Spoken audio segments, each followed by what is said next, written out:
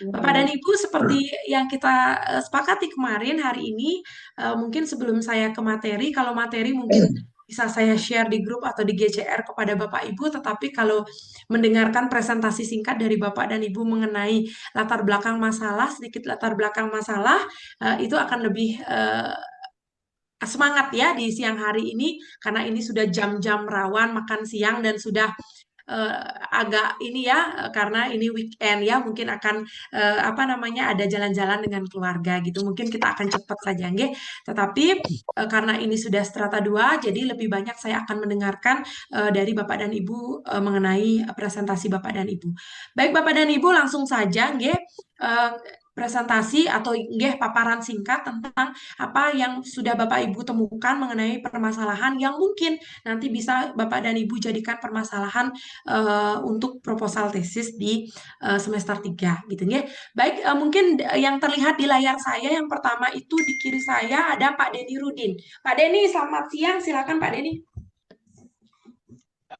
Siang, Ibu Dokter. Ya, silakan Pak Denny.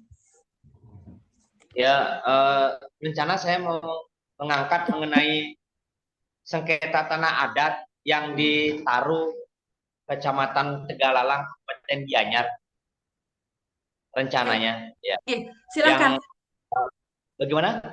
Oke, kenapa Pak Denny? Alasan kenapa mengangkat hal tersebut? Letak permasalahannya ada di mana Pak Denny? Silakan. Letak permasalahannya itu berawal dari tanah adat.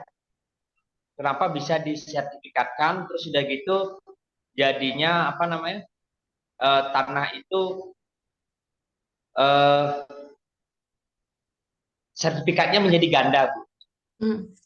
Nah, nanti itu dah saya kurang kurang gini juga, kurang uh, jauh juga untuk mengetahui permasalahan itu. Cuman yang saya lihat dari berita dari apa itu permasalahannya yang akhirnya itu lari ke tindak pidana giniannya apa namanya itu yang dibuang Penjornya. sampah ya penjor sampah apa semuanya di tanah itu gitu ya.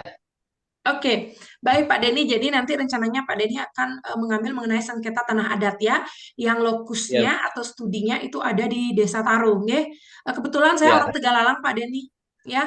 Jadi Oh ya, desanya itu ya di sebelah desa saya gitu, ya. Itu desa menjadi mana Ibu? Bu saya orang Dokter? di Tegalalang Pak. Saya Desa Tegalalang. Oh, di Lalang juga. Oh ya, Ya, di Sapa. Desa Tegalalang. Enggak, di desa di itu kan Desa Sapat di selatan, saya di utaranya di Desa Tegalalang. Jadi di eh, kotanya Pasar. Tegalalang. Ya, pas depan Hmm. pasar. Pas depan Ya, pasar ya. rumah saya. Nggih. Baik, jadi itu memang menjadi ini yang hangat sekali beberapa tahun belakangan ini Pak Denny tidak hanya dibahas di intern di Taro saja, tetapi juga sudah menjadi pembahasan juga di desa-desa lain yang tidak ingin terjadi hal seperti itu di desa kami demikian ya dan juga sudah masuk ke ranah Pemda Gianyar nggih. Kayaknya itu sudah di apa difasilitasi bukan difasilitasi ya di apa di apa Baik. ya betul oleh Pemda Gianyar nggih sepertinya ini kan nggih. Karena memang sangat Baik. pelik sekali itu ya permasalahannya nggih. Nanti coba dicari nanti Pak Denny akar permasalahannya kemudian Baik. beberapa faktor lainnya sehingga ini bisa diangkat menjadi suatu proposal tesisnya dan dicek juga apakah sudah ada yang mengambil terlebih dahulu atau tidak. Ya, Ya, baik Bu baik, Dokter. baik. Terima kasih Pak Denny. Ini Ya, kalau terima kasih. kalau notaris memang masalah tanah ya lebih fokusnya gitu ya. Ya, oke. Baik, Terima Bu kasih Dokter. Pak Denny. Ya, Baik, terima kemudian kasih Bu yang Dokter. yang ada di layar saya, yang di sebelah kanan saya ada Ibu Ninengah Saliani. Ibu, silakan. Pagi Bu Dokter, Yes, selamat pagi Ibu. pagi Bapak Ibu semua. Ibu Tiang berencana untuk mengangkat masalah adat juga, tapi diskriminasi nih Bu. Lokusnya ada di Desa Pujungan, di Kecamatan Pupuan. Nah, ada beberapa krame adat itu yang curhat kepada Tiang. Beliau mengatakan diperlakukan seolah-olah didiskriminasi di sini. Loh, saya tanya ini kenapa Pak? Masalahnya apa? Dia bercerita bahwa dulu leluhurnya itu, kakeknya itu eh, tidak ikut membabat hutan yang dijadikan sekarang sebagai tanah laba pura, Ibu. Nah, di Desa Pujungan itu punyalah 3 hektar laba pura berupa kebun kopi. Kebun kopi itu konon katanya dulu dibabat oleh tidak semua warga ikut. Nah, entah itu alasannya tidak ikut, apakah mereka belum berada di Pujungan, apakah ada sakit atau alasan lain, kita tidak tahu. Yang jelas ini warga yang tidak ikut ini keturunannya sekarang merasa diperlakukan, didiskriminasi. Karena apa? Haknya diamputasi, Ibu. Yang bilang haknya diamputasi karena dia tidak boleh dipilih sebagai pengurus dan dia tidak boleh memberikan suaranya, hak pilihnya untuk memilih pengurus di desa adat tersebut. Padahal notabene orangnya banyak mungkin yang lebih mumpuni daripada orang-orang yang leluhurnya ikut ngerombak alas tersebut. Nah, selain dia dimintakan dana tambahan, misalkan contohnya hasil kopi itu sekian kuintal, jadi dirata-ratakan setiap tahun itu dia dipungut biaya berapa. Mungkin kalau nominal uangnya tidak terlalu banyak, tapi yang lebih ekstrim menurut tiang ini adalah haknya diamputasi karena sak keturunannya ke bawah itu dia tidak diizinkan untuk dipilih ataupun memilih. Nah, ini kan sangat bertentangan dengan HAM tiang rasa. Jadi tiang berencana untuk mengangkat itu, Ibu. Entah nanti judulnya apa yang cocok, nanti mungkin teman-teman ada yang mau memberikan judul. Nike mungkin Ibu bisa dibantu nanti mungkin saat pengajuan proposalnya. Oke, baik. Terima kasih Bu Nenga Saliani, sangat bagus sekali, jadi apa yang diambil sama dengan Pak Denny tadi juga bagus sekali. Jadi memang betul nggih Ibu nggih, kadang ya alasannya tidak make sense ya Ibu ya, kadang ya untuk apa namanya untuk meng-cut hak seseorang apalagi di desa itu ya Bu ya, kadang-kadang tidak make sense ya. Jadi dokumentasi pun untuk membabat hutan misalnya yang dijadikan alasan itu kan tidak ada siapa yang ikut, siapa yang tidak. Gitu Ya, ya. benar. Pararemnya pun kita tidak tahu, Ibu, entah itu ada pararem ataukah tidak. Dan apa salah dan dosa orang yang baru lahir duluan, yang belakangan ini kan kakek dan kakeknya misalkan kita tidak tahu alasan kakeknya kenapa tidak ikut membabat hutan itu, apakah sakit, apakah berada di luar kota dan sebagainya, tapi salah dan dosa keturunannya apa gitu loh. Kenapa haknya kok diamputasi sedemikian rupa, padahal orangnya mohon maaf jauh lebih mumpuni mungkin daripada orang-orang yang ikut membabat dulu. Nah, jadinya ini semacam hot issue lah yang lihat sekarang di daerah yang sehingga yang tertarik nanti untuk mengangkat Niki. Baik Bu, nanti coba dicari akar permasalahannya apa di situ karena tidak ada norma yang mengatur mengenai hal itu secara pasti, atau bagaimana sehingga menyebabkan suatu permasalahan sehingga di situ nanti ada norma kosong yang bisa Ibu jadikan nanti salah satu latar belakang masalah yaitu pendekatan secara normatif untuk pada saat mengangkat tesis ya Bu ya. Nanti coba dicek kembali. Terima kasih Bu Nenga Saliani. Kemudian ada Pak Nyoman Toyo. Pak Nyoman, selamat siang. Silakan Pak Nyoman.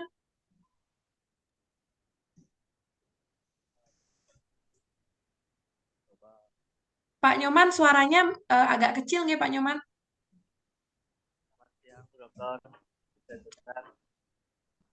Apa saya aja mendengar agak kecil atau? Memang kecil Ibu yang juga. Iya, memang kecil. Pak Nyoman mungkin tidak usah dipakai ininya earphone-nya. Coba kita coba. Selamat siang Bu. Nah ini mantap ini. Silakan Pak Nyoman. Mohon izin Bu, mencoba menyampaikan ini permasalahan ya, mungkin potensi permasalahan yang mungkin bisa kami gambarkan. Kebetulan kami di Kerja sekarang sedang memfasilitasi penyusunan peraturan daerah di Buleleng kan terkait perizinan di daerah. Perizinan kita tahu sekarang dengan Undang-Undang Cipta Kerja ini yang sebagai instrumen untuk meningkatkan atau mempermudah investasi gitu kan, di breakdown dengan dua peraturan pelaksananya, yaitu PP 5 tentang penyelenggaraan perizinan berbasis risiko dan PP 6 tentang penyelenggaraan perizinan berusaha di daerah itu. Kami melihat masih ada potensi permasalahan yang timbul ketika dalam proses perizinan itu investor berusaha dipermudah mengurus izinnya dengan sistem OSS RBA itu, dengan sistem itu, tapi pemerintah daerah selaku penyelenggara perizinan daerah melalui dinas yang menangani perizinan itu hanya bisa melakukan verifikasi belakangan, Bu, tidak seperti dulu. Karena sekarang untuk contohnya yang usaha yang berisiko rendah itu kan investor itu bisa langsung mengakses ke OSS itu.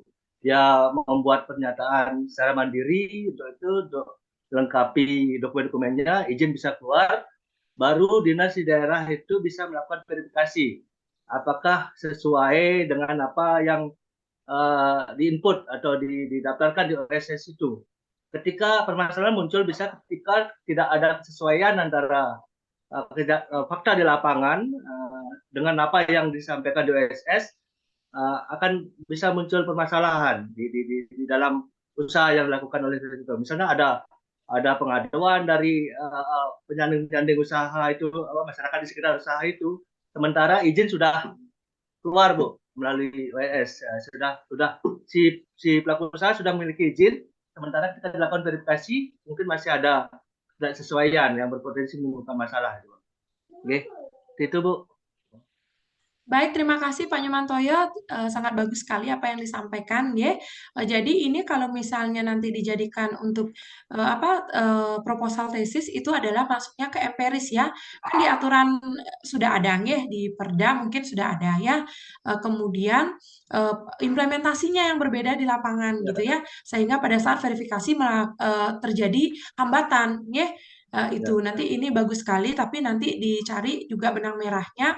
Permasalahannya ada di mana? Apa di aturannya kurang jelas sehingga di pelaksanaannya menjadi berbeda, atau memang pelaksanaannya yang tidak mau sesuai dengan aturan yang sudah ada, dengan latar belakang bahwa kepentingan dari satu pihak, beberapa pihak, gitu, ya. Jadi mendispoinkan dari aturan tersebut untuk memenangkan kepentingan dari satu pihak, gitu misalnya, ya. Karena kalau berbicara mengenai investor, ini kan kita agak rentan, kita perlu investor, ya.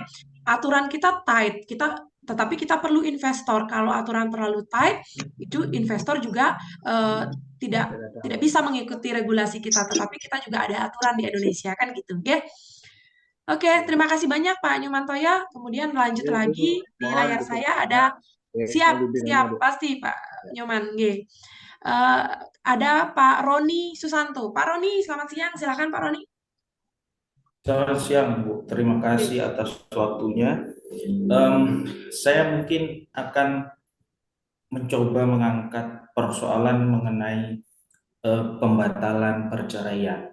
Jadi persoalannya itu seperti ini kurang lebih.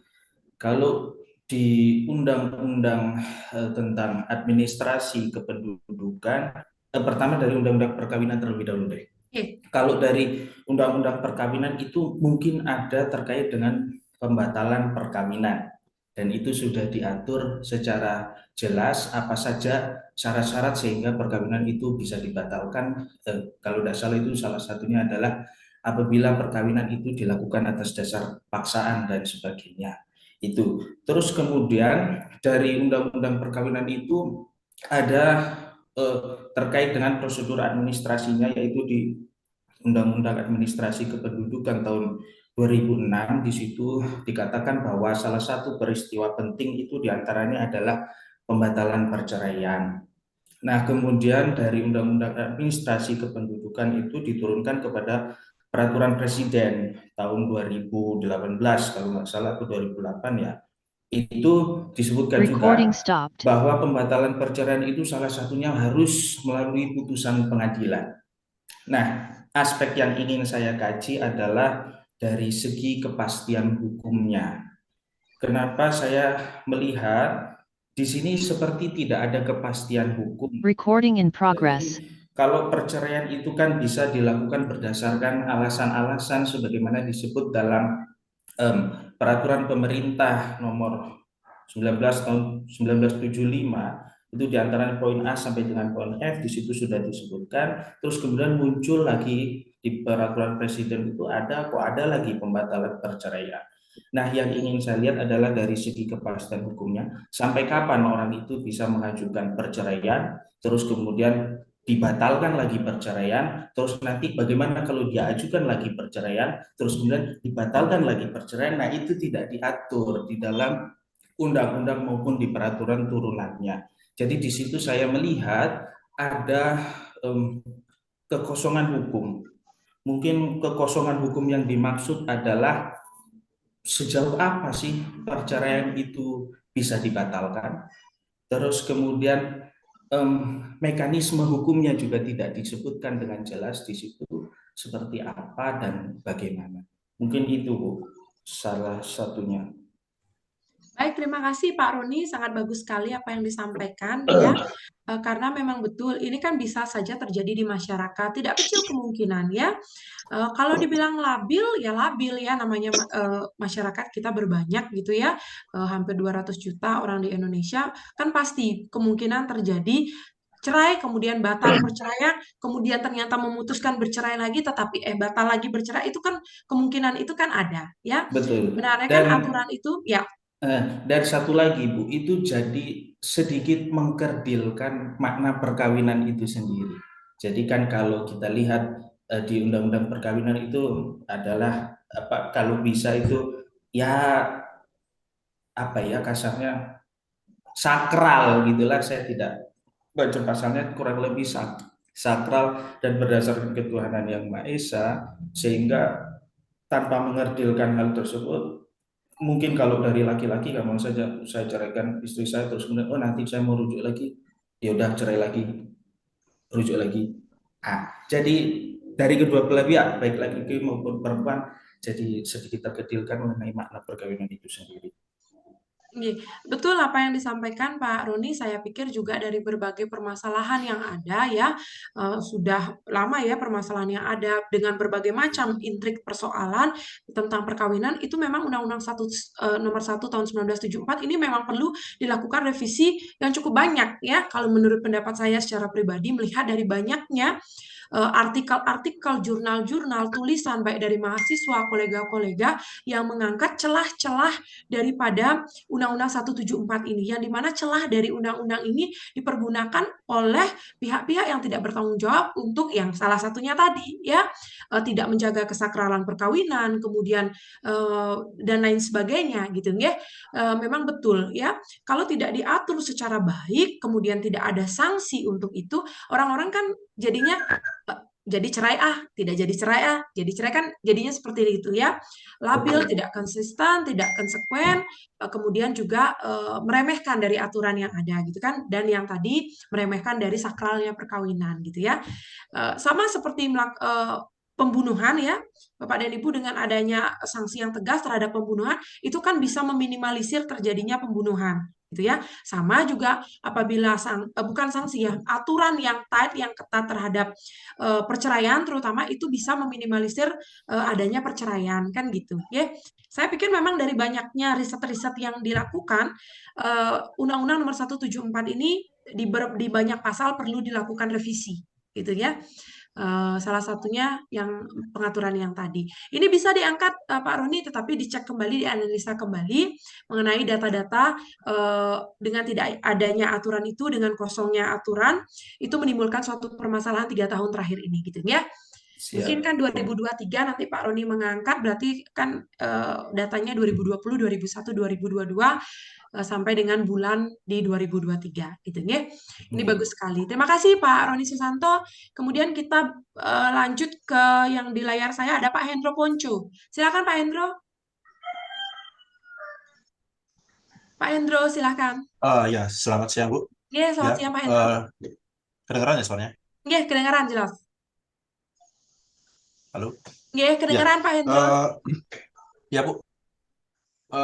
Saya sih mau ngangkat soal ini Bu, Undang-Undang Perlindungan Konsumen.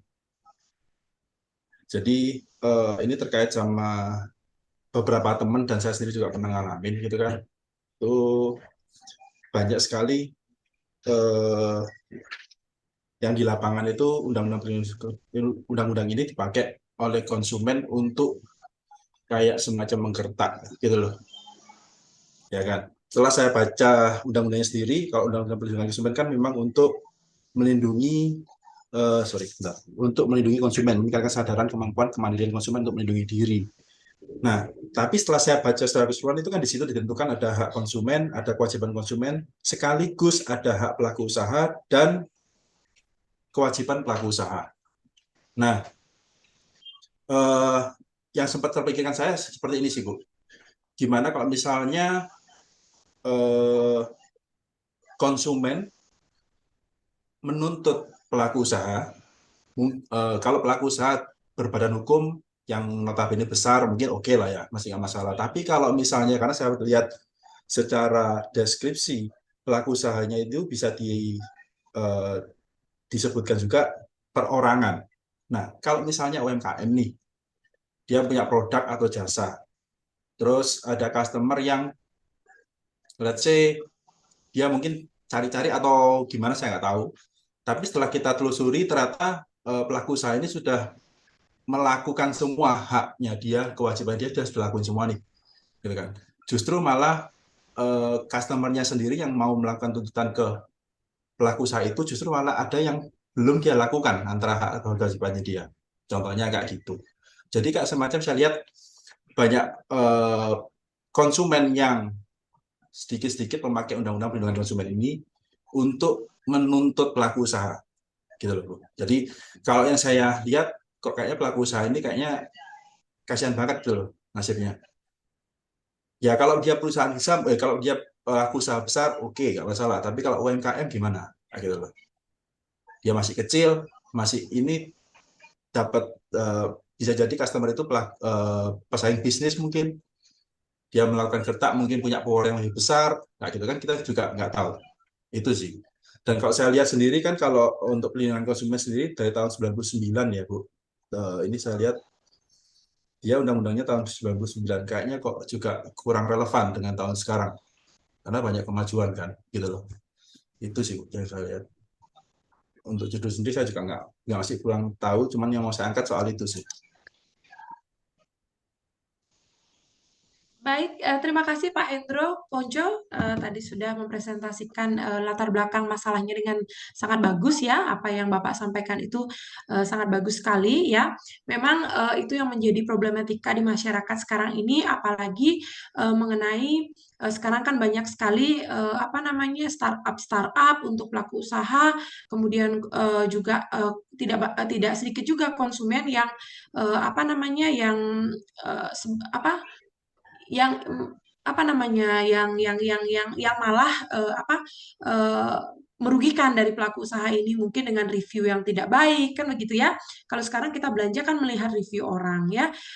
Itu dengan cara mereview tidak baik saja itu sudah menjatuhkan pamor dari perusahaan tersebut. Apalagi itu startup ya. Kalau perusahaan besar mungkin agak susah dijatuhkan pamornya ya, tetapi kalau startup itu sangat mudah sekali dilakukan.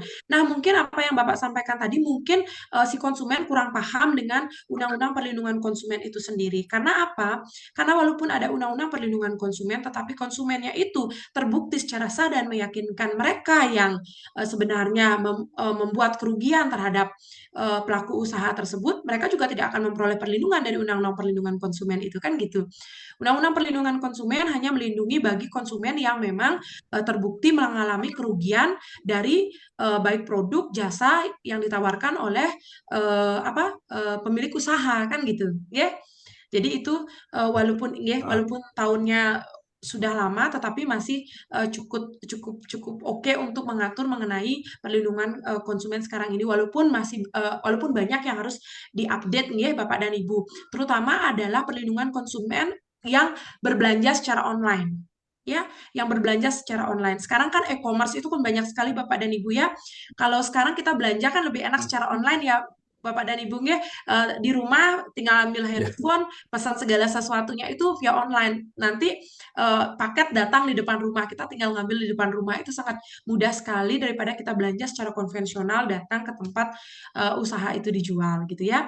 Nah, di situ mungkin perlu update untuk peraturan perlindungan terhadap konsumen yang berbelanja secara online dan juga pengusaha yang berjualan secara online. Kan ada juga konsumen yang melakukan penipuan, ternyata mengaku sudah mentransfer dengan bukti transfer palsu, barang sudah datang ternyata transfer belum diterima gitu ya. Kemudian dengan sistem COD sekarang kan juga banyak sekali terjadi kerugian ya, terutama bagi pelaku usaha karena ternyata si customer tidak mengerti sistem COD itu gitu ya.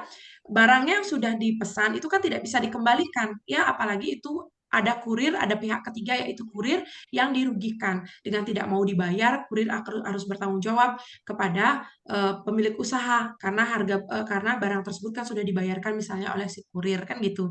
Nggih. Jadi untuk baik perlindungan konsumen untuk online, belanja online, kemudian pelaku usaha yang berjualan secara online di e-commerce dan lain sebagainya itu juga perlu diupdate perlindungan hukumnya. Nggih. Coba nanti dicek kembali Pak Hendro ya, kalau didapat akar masalahnya ini sangat bagus sekali ya, karena mengenai perlindungan konsumen memang sudah banyak yang mengambil, tetapi kalau dari beberapa sisi belum banyak yang membahasnya gitu ya, sehingga nanti bisa kita menyimpulkan bahwa ini perlu dilakukan update terhadap regulasi mengenai perlindungan konsumen kan gitu ya. Oke, terima kasih banyak Pak Hendro. Kemudian selanjutnya ada Ibu Krisnasari. Ibu silakan. Masih mute, Ibu? Siap, Bu Dokter. Selamat siang. Selamat siang, Ibu. Dengar jelas nih? Iya, sangat jelas, Ibu. Silakan. Dalam kesempatan ini Tiang mungkin akan mengangkat tentang harmonisasi peraturan daerah. Jadi di kementerian kami pada bidang PP, peraturan perundang-undangan, terdapat harmonisasi untuk peraturan daerah kabupaten kota. Ada sedikit pertentangan aturan dari Undang-Undang Nomor 13 Tahun 2022, perubahan kedua dari Undang-Undang Nomor 12 Tahun 2011, Pasal 58, yang menyatakan peraturan daerah kabupaten kota diharuskan melaksanakan evaluasi atau harmonisasi pada Kemenkumham intinya. Sedangkan pada Permendagri nomor ini ngancep. Masih terdengar jelas? Masih, Ibu, silakan, Bu. Sinyalnya. Oke. Sedangkan pada Permendagri nomor 80 tahun 2015 pasal 91 menyatakan perda tentang APBD atau pemerintah kabupaten kota hanya dievaluasi ke gubernur. Sedangkan perda provinsi pada Menteri Dalam Negeri. Jadi pada Permendagri tersebut tidak menyatakan keharusan tentang pelaksanaan harmonisasi pada Kementerian Hukum dan HAM. Sedangkan pada pelaksanaannya di tahun 2022, banyak kabupaten kota yang belum melaksanakan harmonisasi pada Kementerian Hukum dan HAM. Walaupun kami sudah melaksanakan beberapa kali sosialisasi. Sementara itu sih yang kemungkinan ingin saya angkat. Tentang peraturan daerah dari UU nomor 13 tahun 2000. Terima kasih Bu Krisnasari, sangat bagus sekali apa yang disampaikan tadi.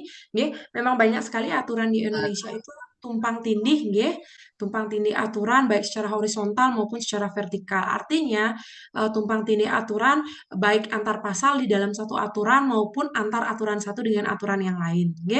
Itu tidak menutup kemungkinan itu aturan yang aturan di bawah dengan di atas itu bertentangan mengenai pelaksanaan suatu hal yang sama, kan gitu, Jadi nanti ini memang kalau memang terbukti mengatur hal yang sama tetapi pengaturan berbeda sehingga menyebabkan terjadinya suatu permasalahan di masyarakat baik implementasi maupun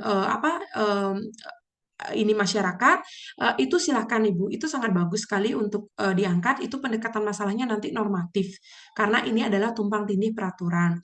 Tetapi make sure ya, itu artinya bahwa antar kedua aturan itu memang mengatur hal yang sama dan menyebabkan terjadinya permasalahan di masyarakat, gitu ya. Sehingga nanti kita bisa mencarikan analisanya. Sebenarnya aturan mana yang harusnya digunakan ya, sehingga tidak ambigu gitu ya, tidak ambigu sehingga masyarakat ataupun pelaksana dari peraturan perundang-undangan itu, badan yang terkait itu tidak bingung gitu ya, tidak confused untuk memilih dari aturan tersebut gitu ya. Memang ini banyak sekali terjadi di Indonesia, tumpang tindih aturan itu sangat banyak baik secara vertikal maupun horizontal. Baik Ibu Krisnasari, terima kasih banyak sudah bagus sekali ya. Kemudian dilanjutkan dengan dilanjutkan dengan Pak Made Suarke. Pak Made, silakan Pak Made. Masih mute? Selamat siang Ibu. Ya, selamat siang Pak Made. Silakan Pak Made. Jelas Bung? Ya, jelas sekali Pak Made. Mohon maaf Bu, tadi agak telat karena gini sinyalnya terganggu, kadang-kadang bisa masuk, kadang-kadang. Ya, kenapa Pak Made? Silakan Pak Made. Terkait dengan permasalahan Bu yang kami ini temui, ada beberapa bangunan Bu yang di sepadan sungai itu yang didirikan oleh masyarakat. Apakah dia itu berizin atau tidak? Itu kita berharap. Andai kan itu adalah berizin, artinya ketika produk yang ada Bu, kalau kita kaitkan dengan Permen PUPR, di sana ada semestinya jarak dari sepadan sungai dan bangunan yang akan didirikan. Demikian juga terkait dengan RT RW provinsi yang saat ini berlaku, harus juga ada di sana jarak. Kalau kita kaitkan juga dengan Bisamo Bu, dari tempat kesucian itu mestinya ada juga jarak di sana. Di Bisamo ya kami seingatnya penelang dan penimpuk itu juga termasuk barangkali di Perda tentang pengatur. Nah, yang pada prinsipnya begini Bu, ketika aturan itu ada, kenapa masih marah dan bahkan sampai saat sekarang ini banyak orang yang justru mendirikan suatu bangunan di tepi sungai itu. Di samping itu kita pun anggaplah kasus contohnya kebetul di desa kami Bu. Di sana ada tempat pesiraman. Nah itu ada beberapa orang yang telah mendirikan bangunan, apakah berizin atau tidak kami belum jelas. Yang jelas ketika kaitkan antara produk yang ada dengan praktek kenyataannya penegakannya kurang Bu, produk itu kurang benar-benar diterapkan gitu loh Bu. Ketika produk memang berapa tidak boleh ya tidak boleh membangun di sana gitu, kalau memang terjadi pelanggaran. Nah kedua mengenai tentang permasalahannya itu Bu, yaitu pada prinsip bagaimana tentang langkah-langkah dalam hal penegaknya ketika dikaitkan dengan unsur pidana Bu, bisa enggak gitu loh Bu, persoal itu atau cukup ke perdata itu Bu. Baik, terima kasih Pak Made Suarke, sangat bagus sekali apa yang disampaikan tadi. Memang ini juga menjadi hal yang terjadi demikian di masyarakat. Tidak hanya orang membangun di sepadan pantai gitu ya Pak Made ya, tetapi sekarang sudah di sepadan sungai juga gitu ya, karena mungkin melihat dari sempitnya lahan yang dimiliki, kemudian ada faktor lain gitu ya, dari faktor lain ya. Memang kerugiannya mungkin apalagi itu sungai yang memang disucikan atau seperti apa digunakan oleh masyarakat untuk kebutuhan air sehari-hari ya, baik itu untuk ya kan masih ada masyarakat yang menggunakan air sungai untuk memasak, untuk untuk mandi dan untuk keperluan yang lainnya. Nah, ini dan untuk aturannya sendiri Pak Made itu ada di Perda atau di ini Pak Made? Kalau mengenai tentang jarak Bu, saat ini kemarin setelah Ibu ngasih untuk mencari permasalahan, kami ketemu baru di Permen PUPR Bu nomor 28. Di sana jelas-jelas di Permen PUPR itu agar ada jarak itu 100 atau 500 itu ada itu Bu, dari tepi kan sepanjang itu bahasanya sepanjang dengan tanggul di luarnya tepi kanan maupun kiri mestinya ada jarak 100 meter kalau nggak salah Bu. Ya. Ya, Eh, nggih. Itu jadi sudah ada aturannya, tetapi tetap dilakukan pembangunan itu gitu ya Pak Made ya?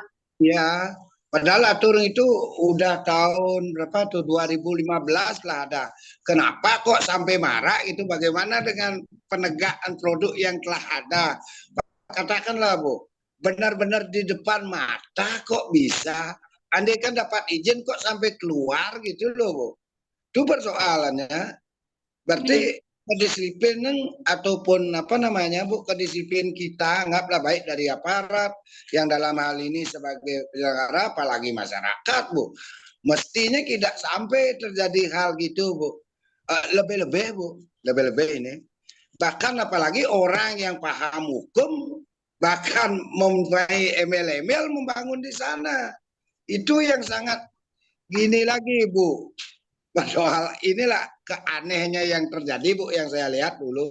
Cuma belum karena Ibu kemarin permasalahan yang coba ada Bu malamnya itu kayaknya di sini ada masalah gini melihat bangunan sederet yang telah berdiri.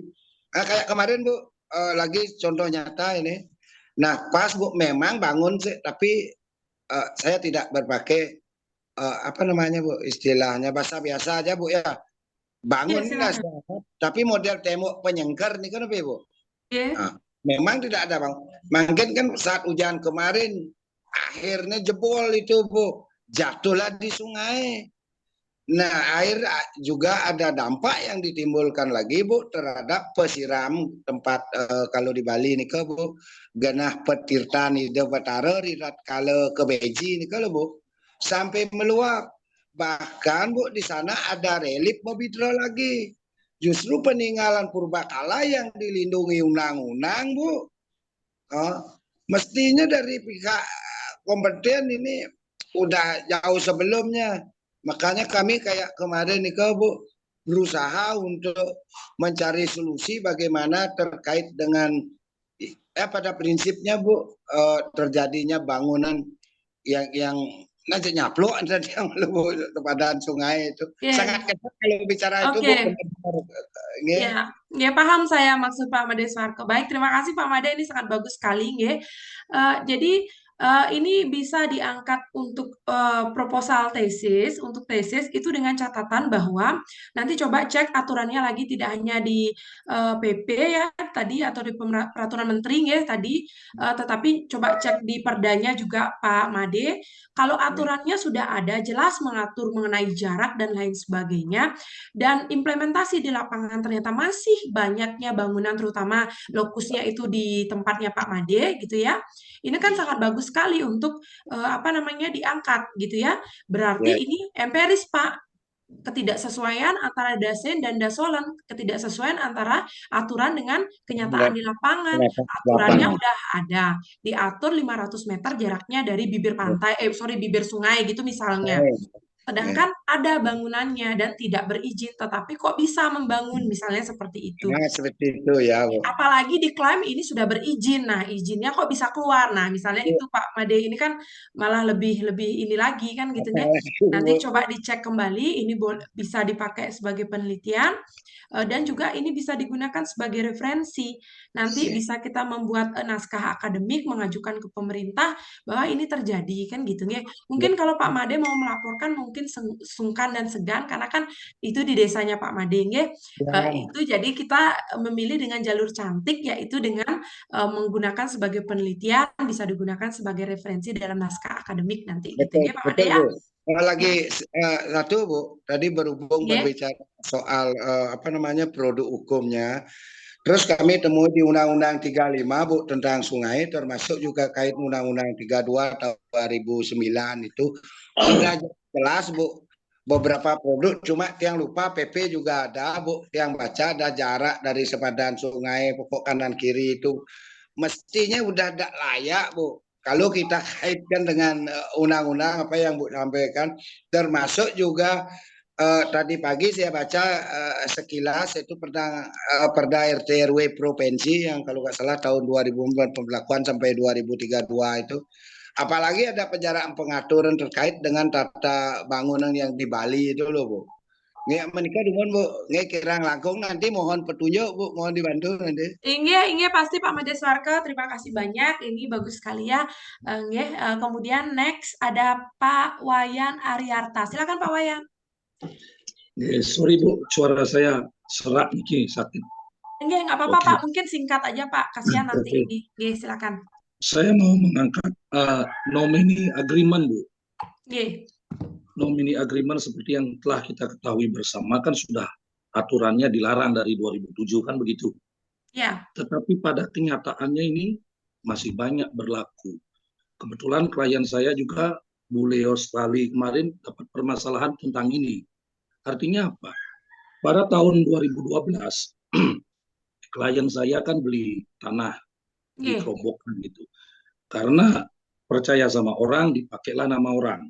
Nah, datang ke seorang notaris, di sana dibuatkanlah, tetapi ternyata tidak dibuatkan nomini. Mungkin notarisnya tahu aturan kan, tetapi di sana di percakapannya dibilang ada agreement-agreement yang menguatkan kepemilikan tanah itu.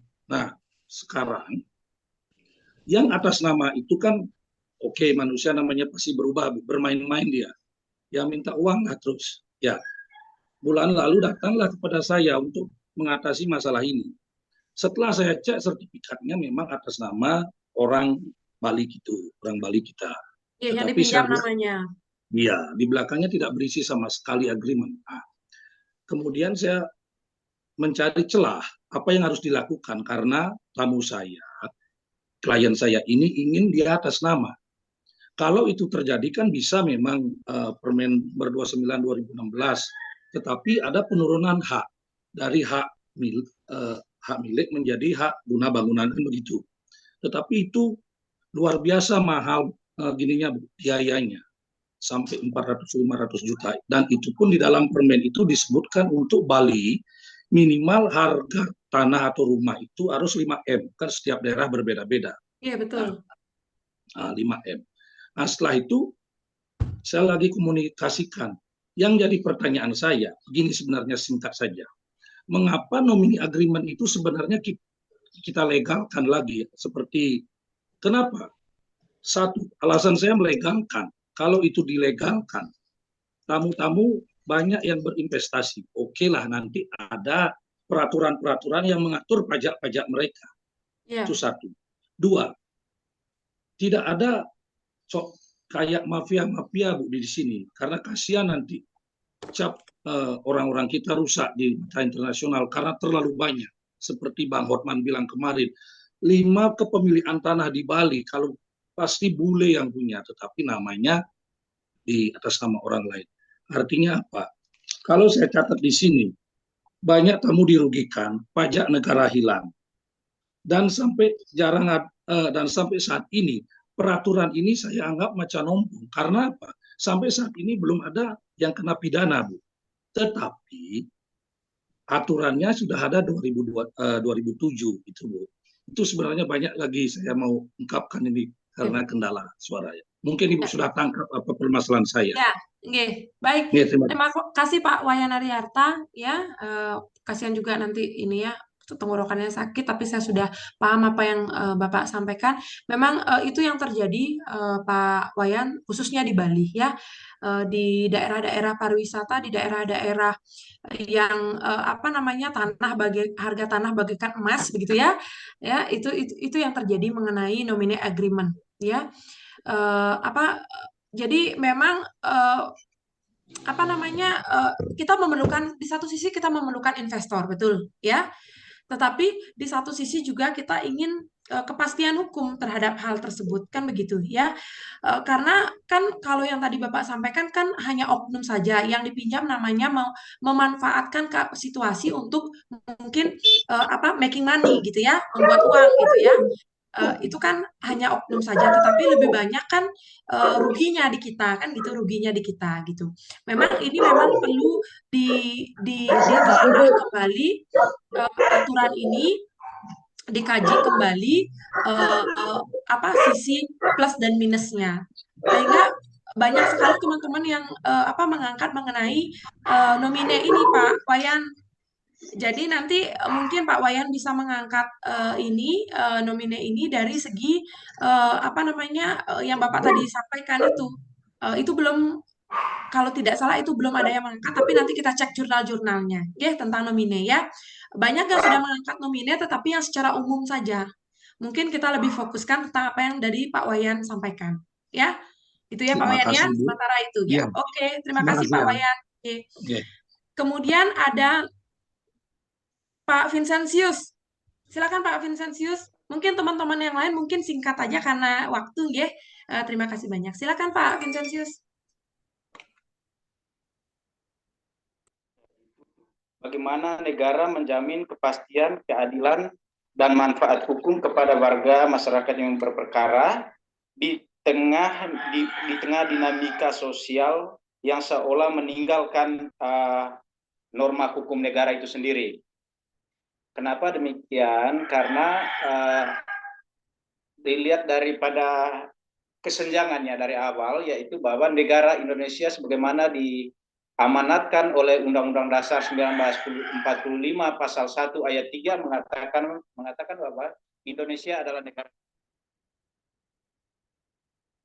Tanya bahwa segala bentuk produk hukum dan peraturan-peraturan yang ada di negara Republik Indonesia tidak mengcover semua permasalahan yang ada di Indonesia, seperti masalah-masalah Indonesia yang disebabkan oleh perkembangan ilmu pengetahuan dan teknologi seperti yang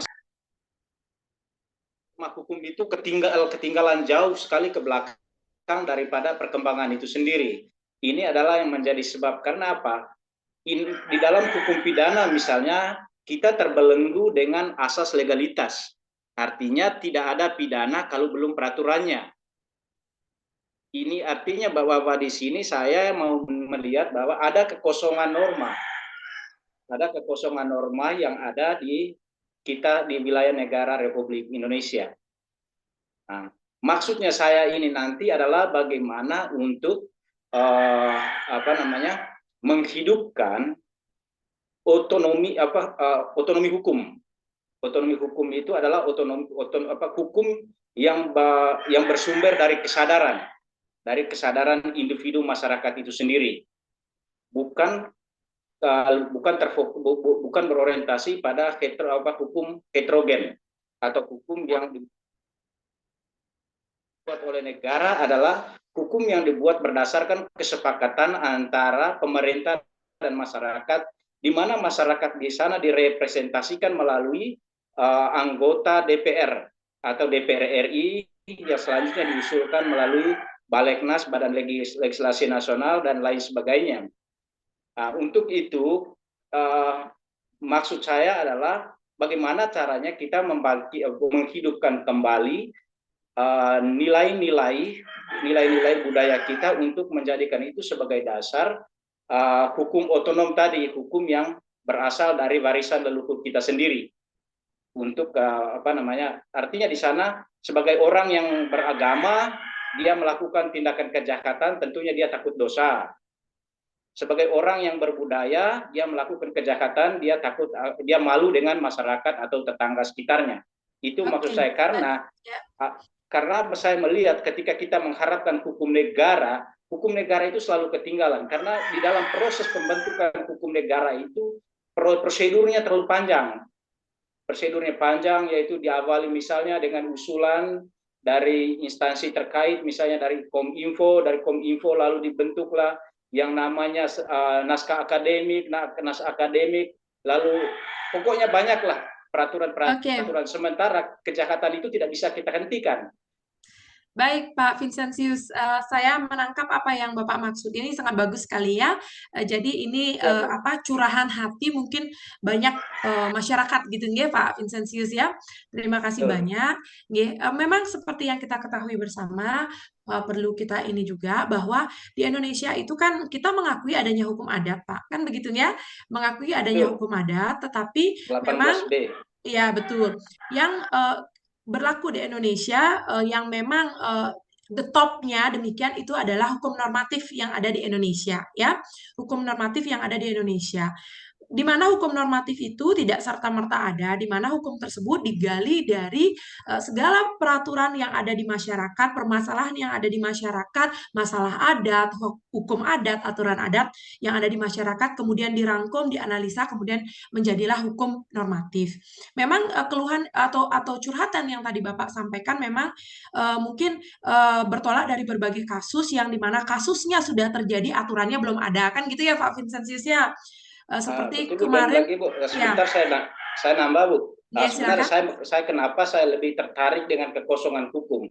Karena itu lebih bersifat prediktif menurut saya daripada omong tentang norma kabur. Norma yang terang aja di Republik ini bisa dikabur.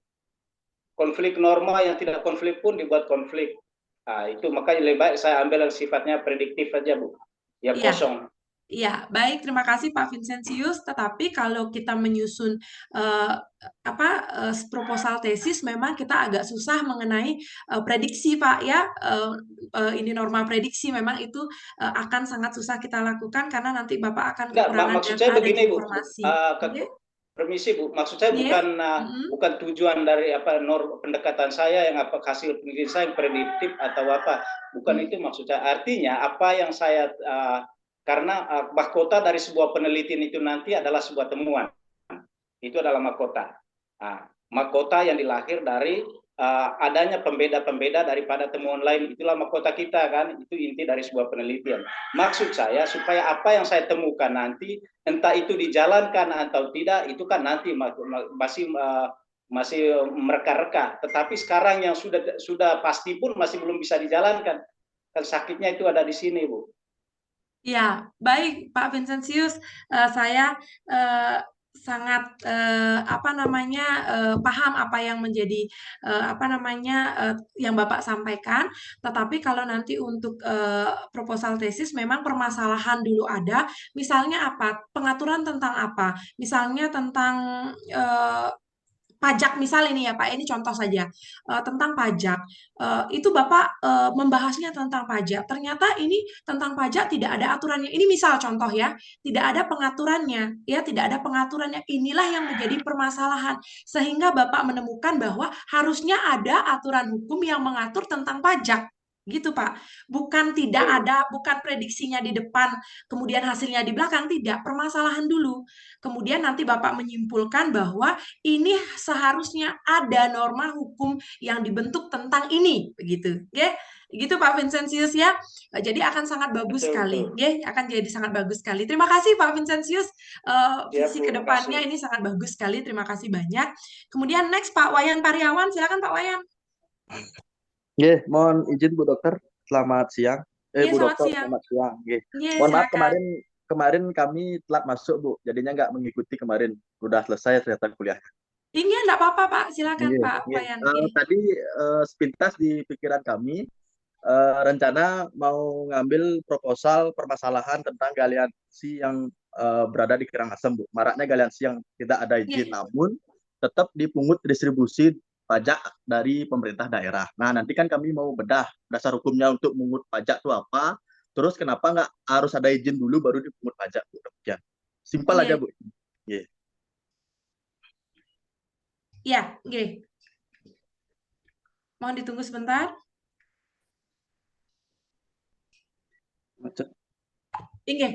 Baik, Pak Wayan Pariawan ya. Jadi menyikapi mengenai banyaknya galian C di wilayah Karangasem ya tadi ya. Iya, betul, Bu. Nah, yang termasuk ke dalam galian C apa saja Pak? Kalau yang sebapak tahunya? Ya, kalau termasuk galiansi itu semua Bu, termasuk tindak pidana pertambangan namanya Bu. Semua lahan yang digali di seluruh Bali ini termasuk lahan pertambangan jikalau hasil pertambangannya itu dijual Bu, dikomersilkan Bu gitu. Misalnya kalau di Karangasem kan ada galiansi kayak pasir Bu gitu. Habis itu material pasirnya itu dijual kepada konsumen Bu. Adanya dikomersilkan Bu. Gitu.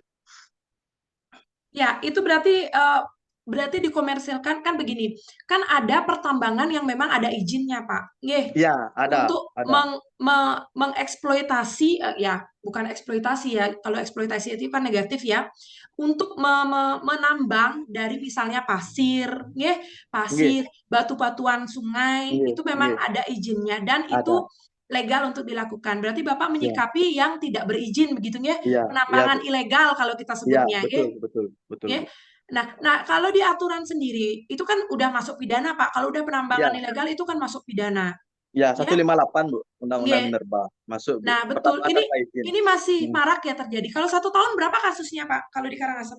Marak, Bu. 1 tahun bisa sampai 10 kasus bisa, Bu, kami ngambil. 10 kasus ya, Pak? Ya, Wayan ya? ya, Oke. ya. Nah, ini sangat bagus, Pak, nanti apalagi kan Bapak bertugas di sana, nggih, bertugas di sana. Jadi nanti kan data dan informasi bisa Bapak Iya. temukan di lapangan dengan yang sudah dilaporkan dan sudah diproses kan gitu, nggih.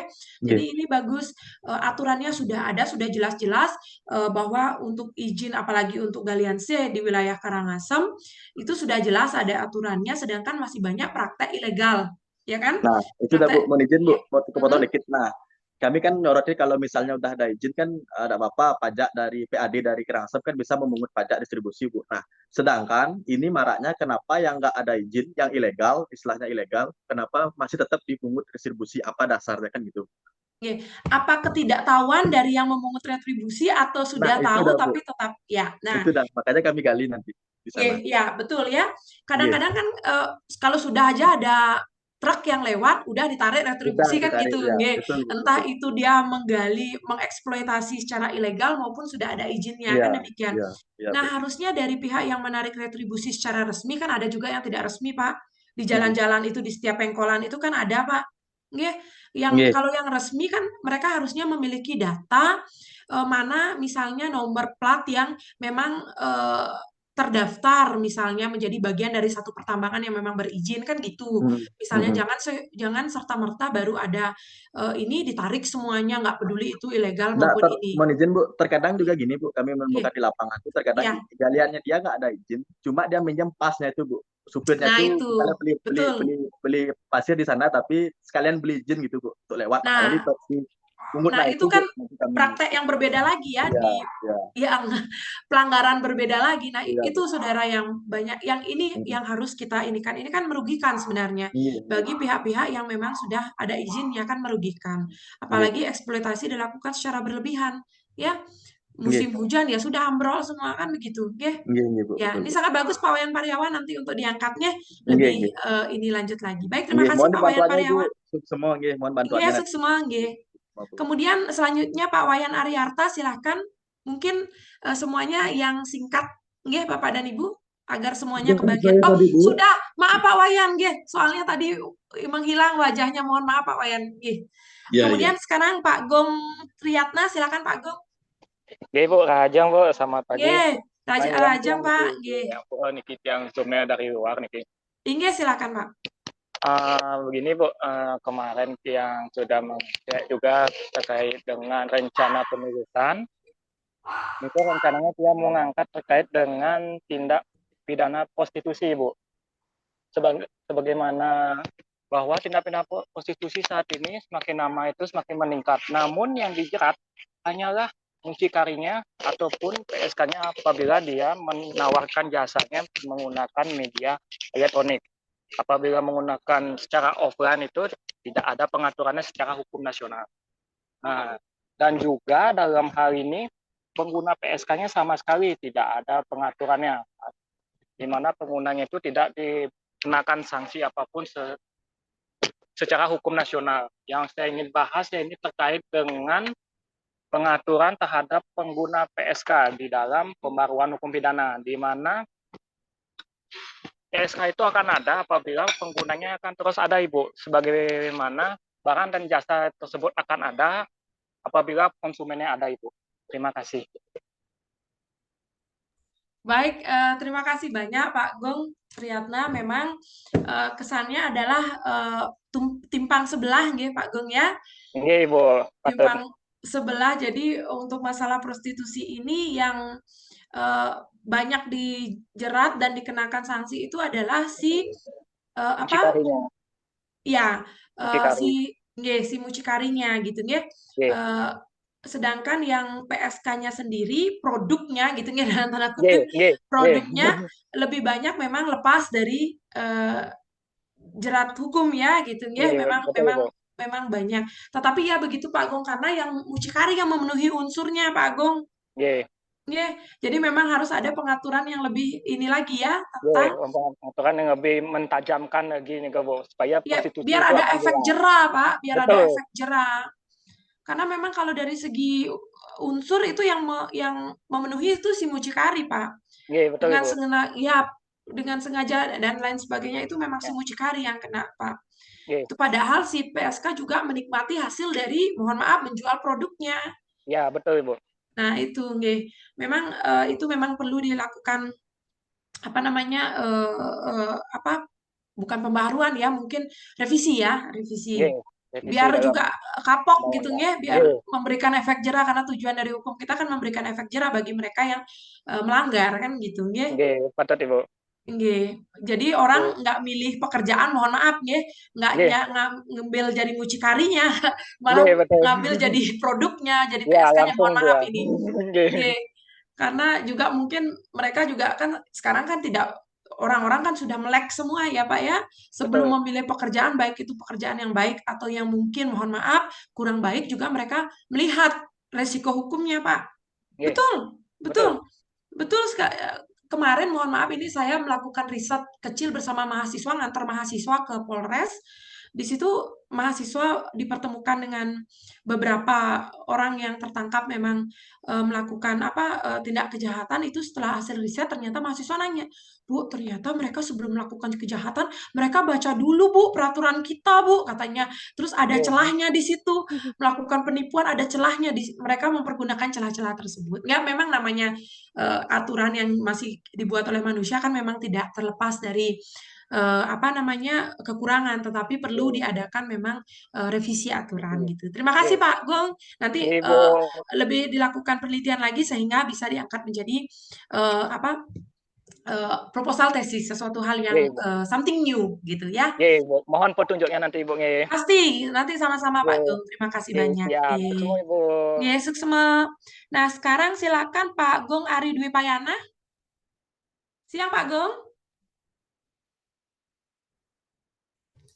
Siap Bu, mohon izin. Iya, silakan Pak Gong. Sambil nyetir nih Bu. Iya. Baik. Kalau ini mungkin bisa menepi dulu Pak Gong biar tidak bahaya di jalan. Menepi dulu Ini mungkin. sudah menepi Bu, mohon izin. Oke. Iya, silakan.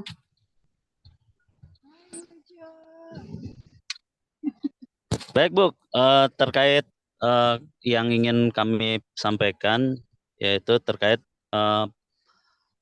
pasal 23 dalam Undang-Undang TPKS Tindak Pidana Kekerasan Seksual yang nomor 12 tahun 2022, di mana di dalam pasal tersebut tidak boleh dilakukan penyelesaian perkara itu di luar pengadilan. Padahal di situasi saat ini penyelesaian perkara di luar pengadilan itu masih banyak sekali dibutuhkan, termasuk di dalam tindak pidana TPKS ini, kekerasan seksual ini, Bu. Yang mana kami sendiri dalam pelaksanaannya, salah satu contoh, ada seorang anak yang dicabuli, kemudian hamil. Nah, terhadap anak ini ternyata orang tuanya mengharapkan agar anaknya itu dinikahi, Bu, bukan untuk dilanjutkan secara pidananya. Tuh. Sehingga sangat bertentangan sekali dengan pelaksanaan pasal 23 ini. Terlebih juga terhadap para korban yang kebanyakan bule Australia, dan ada juga beberapa yang kemarin Kanada yang dimana dia dilecehkan di dalam mobil taksi pada saat mabuk. Nah, setelah kami tangkap pelakunya, ternyata bule ini juga berharap tidak melanjutkan perkara itu, hanya ingin si sopir ini tahu bahwa apa yang mereka lakukan itu merugikan dirinya dan negara ini untuk perkembangan pariwisata seperti itu, Bu. Jadi kami dilema sekali dalam pelaksanaan pasal ini. Kami sebenarnya ingin juga menyelesaikan sebagaimana keinginan korban, tetapi sangat bertentangan dengan pasal 23 ini. Padahal di dalam Perpol 8 tahun 2021 terkait keadilan restoratif itu sangat membantu masyarakat sekali yang tidak mesti harus penyelesaian perkaranya secara pengadilan. Demikian, Bu. Baik, terima kasih Pak Gong. Apa yang disampaikan itu sangat bagus sekali dan memang terjadi di masyarakat ya sekarang ini ya Pak Gong ya. Jadi memang, nah ini untuk mengenai pelecehan seksual yang terjadi memang antara restoratif justice dengan melanjutkan untuk pidananya itu memang agak ini ya Pak Gung ya, menjadi pilihan ya, betul, menjadi pilihan yang sangat sulit ya. Di satu sisi kita ingin menjaga artinya norma kehormatan anak ini dengan biar si pelaku ini efek jerah. Tapi di satu sisi dengan cara kalau restoratif justice si pelaku mau menikahi normanya terselamatkan gitu. Memang sesuatu hal yang memang tetapi kalau sekarang seperti yang Pak Gong tangani lebih banyak kemana Pak Gong arahnya Pak Gong? Lebih banyak ke arah restoratif, Bu. Sedangkan payung hukum Perpol dengan undang-undang kan lebih tinggi undang-undang. Cuman undang-undang ini baru terbentuk 2022, tetapi mengabaikan hal lain yang sebenarnya sangat dalam situasi masyarakat sekarang itu juga mengharapkan secara restoratif. Kalau saya di kepolisian sudah melihat peluang restoratif ini berjalan dari 2013 hingga saat ini akhirnya diperpolkan oleh kepolisian, dan itu pun di kejaksaan ataupun di pengadilan juga menjalankan hal yang sama seperti itu. Padahal dengan adanya seperti itu kan harusnya dalam pembuatan undang-undang baru itu harusnya dipertimbangkan hal-hal positif yang terjadi di dalam perubahan hukum ini. Demikian. Iya, betul Pak Gung. Jadi seperti yang saya sampaikan tadi, ini masih kalau dibilang sesuatu restoratif justice itu sesuatu yang baru, enggak juga. Ini Pak Gong ada yang muncul di belakangnya, saya kaget jadinya. Ada penggemar Bu di belakang. Oke, kebetulan alumni saya itu ya, kalau nggak salah ya Pak alumni. Jadi memang betul ya, kalau dikatakan sesuatu hal yang baru tidak, tetapi memang belum masyarakat belum paham tentang restoratif justice ini ya, apa plus minus dari restoratif justice ini kan gitu ya. Nah, itu perlu mungkin Pak Gong nanti kalau memang mengangkat ini nanti di saran dari tesis itu perlu dilakukan sosialisasi secara kontinuitas terhadap kebijakan-kebijakan atau aturan-aturan baru terutama mengenai restoratif justice ini kan gitu ya, atau hal-hal lain yang memang ada gitu ya, dibentuk hal yang baru kan gitu ya, proses hukumnya gitu ya, asalkan memang lebih mementingkan dari rasa keadilan, betul, rasa dan keadilan, pemulihan psikologis korban Pak. Ya, betul Nika. Ya, karena kan kalau masalah psikologis dinikahkan saja itu kan tidak cukup ya Pak ya. Mungkin untuk sebagian orang oke, sudah dinikahkan selesai, it's done gitu. Tetapi untuk sebagian orang lain kan tidak Pak. Ada rasa trauma, dan efeknya akan jangka panjang gitu untuk dirinya sendiri gitu. Ya, sangat bagus sekali Pak Gong, nanti boleh bisa diangkat menjadi mungkin nanti ke depan kami mohon penunjuk kembali. Pasti nanti kita sama-sama Pak Gong. Terima kasih banyak Pak Gong. Oke, hati-hati di jalan Pak Gong karena masih nyetir ya. Atau nanti boleh diganti biar Bu Julita aja yang nyetir Pak. Saya enak Bu senior. Hati-hati di jalan. Oke, siap. Iya. Bapak Ibu mohon maaf ya, ini alumni kita ya. Jadi yang nge-push teman-teman untuk ikut kuliah di sini. Terima kasih banyak ya Bu Julita dan teman-teman. Baik, kita lanjut. Ada mungkin lebih dipercepat ya karena waktu juga, kasihan Bapak dan Ibu belum makan siang. Pak Dewo Agung Dharma. Pak Dewo, silakan Pak Dewo. Selamat siang Bu Dokter. Iya, selamat siang, silakan Pak. Saya rencana mau ngambil sepadan danau di daerah Kintamani. Oke, sepadan danau berarti mungkin Nggih. hampir sama dengan yang disampaikan oleh Pak Pak Madeswarka, Made. nggih? Nggih. Ya, apa Saya Pak lihat keluhannya di danau yang ada di danau apa nih Pak? Tamblingan atau danau, danau apa? enggak, di danau yang di Kintamani, Bu Dokter. Danau Batur. Ya, karena saya lihat di sana ada bangunan seperti hot spring. Pemandian air panas. Ya, kan jaraknya cuman pakai tembok saja. Seharusnya ada di Peraturan Menteri Nomor 28 Tahun 2015. Di sana diatur garis sepadan danau ditentukan mengelilingi danau paling sedikit berjarak 50 meter. Seperti itu, Bu Dokter. Oke, baik. Jadi itu memang bagus ya diangkat untuk menjadi suatu riset sehingga nanti bisa dijadikan referensi untuk naskah akademik agar tidak ada lagi yang melakukan pelanggaran untuk itu karena agak susah Pak. Memang sudah ditentukan misalnya jaraknya 50 meter atau 500 meter dari bibir pantai, bibir danau atau bibir sungai, tetapi karena merasa itu masih dari bagian dari tanah yang dimiliki masuk sertifikat dan lain sebagainya gitu ya, kita tidak paham. Itu mereka bisa untuk membangun gitu ya di luar batas yang dimiliki gitu ya. Apalagi sekarang kan mereka perlu untuk view-nya Pak. Kalau hot spring pas banget di pinggir danau itu kan semakin banyak wisatawan yang datang Pak. Ya enggak? Ya, ya saya sering ke Kintamani untuk menikmati hot spring. Jadi tahu yang Bapak maksud ya. Jadi pas banget. Jadi kolam hot springnya itu pas berada di atas danau itu.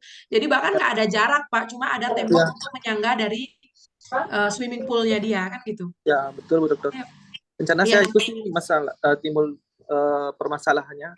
Ya, nanti itu, nah dicek kembali permasalahannya adalah dengan adanya itu apa? Apakah mengganggu biota danau, mengganggu misalnya malah jadinya semakin abrasi, rusak danau atau apa? Itu juga harus dianalisa. Sama juga Pak Madeswarka juga. Nggih, tadi Pak Made kan sudah menyampaikan dengan adanya itu menimbulkan kerugian terutama apa namanya untuk tempat suci, ya kan? Meluap, kemudian merusak kesucian, merusak bangunan tempat suci dan lain sebagainya gitu ya. Jadi harus ada juga kerugian-kerugian yang ditimbulkan sehingga kita bisa melakukan riset untuk itu. Terima kasih Pak Dewa. Ya terima kasih Bu Dokter. Oke, kemudian kita lanjut ke Pak Joko Susanto. Pak Joko, selamat siang.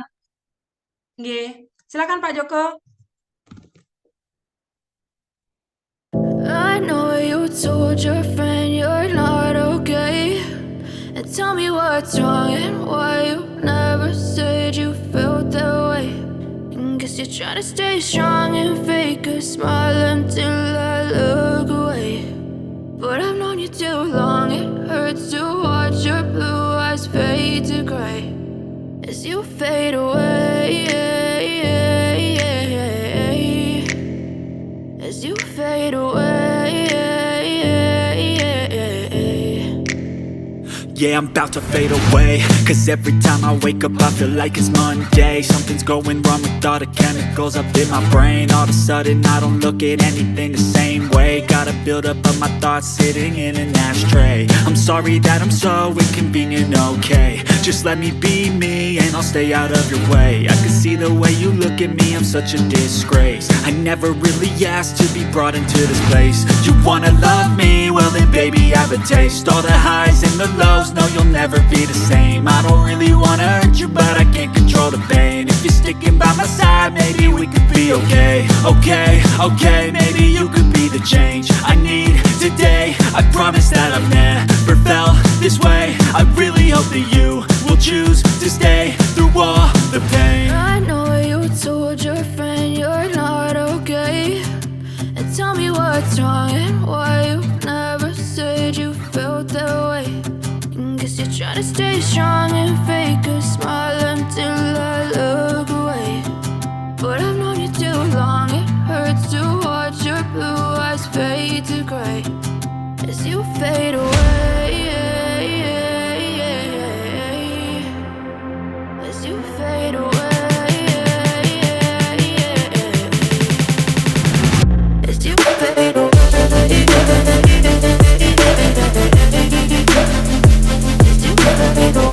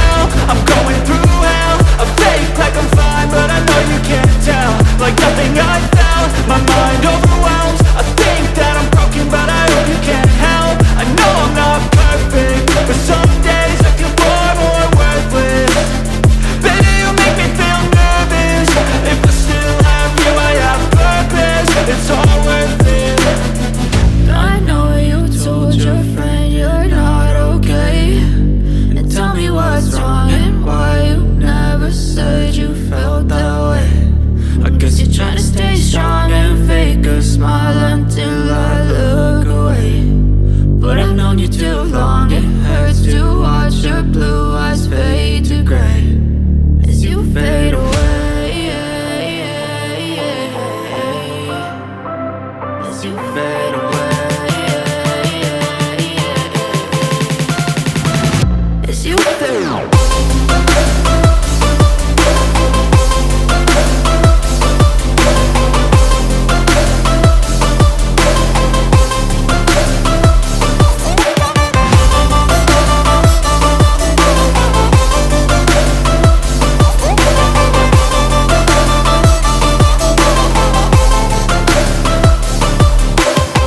I know you told your friend you're not okay, and tell me what's wrong and why you never said you felt that way.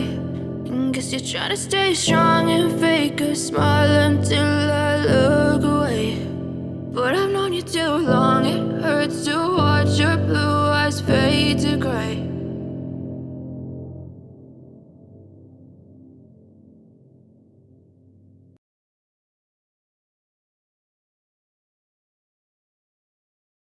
Baik, terima kasih Pak Joko, sangat bagus sekali, sesuatu yang baru ya Pak Joko ya. Memang ini kita harus aware-nya dalam artian apa? Kita juga sebagai apa pengetahuan untuk kami masyarakat ya, bilanglah kita masyarakat awam gitu ya mengenai penerbangan tentang bahaya dari hal-hal yang kita lakukan pada saat penerbangan kan gitu ya. Jangankan sampai buka pintu darurat pesawat gitu ya, apa namanya, kita tidak duduk menggunakan seat belt saja gitu misalnya, itu kan sudah tidak diperbolehkan gitu, apabila pada saat terjadinya, apa namanya, turbulensi gitu ya, turbulensi dan lain sebagainya. Ya? Iya Pak, betul. Nah iya, padahal bercanda. Jadi ini betul-betul ya Pak Joko ya. Untungnya kita itu termasuk yang melihat berita apa yang boleh dan tidak boleh dilakukan. Karena apa? Saya terbang bersama orang tua begitu ya, Pak, orang tua saya gitu ya. Ya namanya joke itu ya, bercanda itu saya ingatkan sekali kepada orang tua untuk tidak bercanda untuk menyebut kata bom itu, Pak Joko. Iya. Nah, kan tidak semua orang tahu Pak Joko, ya apalagi dasarnya mereka hanya bercanda nggih. Apalagi istilah bom itu mohon maaf, ini kan dipakai sehari-hari ya Pak ya. Apapun misalnya sesuatu hal yang bukan maksudnya itu pun kita katakan, "Wah, cita-cita kita sudah tercapai, sudah bom," gitu. Misalnya seperti itu ya. Tetapi kalau di dunia penerbangan kan tidak boleh, itu langsung bisa di ini kan gitu. Memang betul harus aware. Jadi Pak Joko itu bagus untuk diangkat, memang apa, sudah di aturan sudah ada kan gitu ya, tapi pada saat pelaksanaannya kenapa stuck sampai di, apa, di P21 aja gitu ya. Nah iya, nah itu nanti boleh Pak Joko diangkat, tetapi dicek dulu apakah sebelumnya sudah ada yang mengangkat tentang itu atau belum, nggih. Ya, bertugas di mana Pak Joko sekarang Pak Joko? Oh di otorit Oh, temannya Lesiari. Oh, oke oke oke, nggih nggih. Apa namanya, Pak, kalau otoritas 4 bandara itu di sebelah mana nih, Pak? Oh, ya. Oh, bea cukai, oke oke. Nggih nggih nggih, oke. Baik, terima kasih Pak Joko Susanto. Kemudian next ada, ini agak muter ya ini saya karena ini juga, Pak Oko Suparyana, tadi Pak Oko kayak belum. Silakan Pak Oko. Siang Bu Dokter, Iya, selamat siang Pak Oko, silakan. mohon izin saya kebetulan juga satu kantor dengan Pak Joko Susanto di Otoritas Oke, nggih. Bandara. Nggih. Jadi mungkin saya bahasnya juga tentang penerbangan. Kebetulan saya ingin membahas mengenai aspek legal pelayanan navigasi penerbangan di Bandara Letkol Wisnu Buleleng, Bu. Nggih nggih, oke, Nah, silakan. itu kebetulan kalau di Undang-Undang Nomor 1 Tahun 2009 tentang penerbangan, kemudian di PP 77 tahun 2012 itu tentang penyelenggaraan pelayanan navigasi penerbangan itu bahwa untuk penyelenggaraan navigasi penerbangan di bandara itu dilaksanakan oleh satu single provider yaitu Perum Penyelenggara Pelayanan Navigasi Penerbangan atau istilah komersilnya Airnav Indonesia, Bu.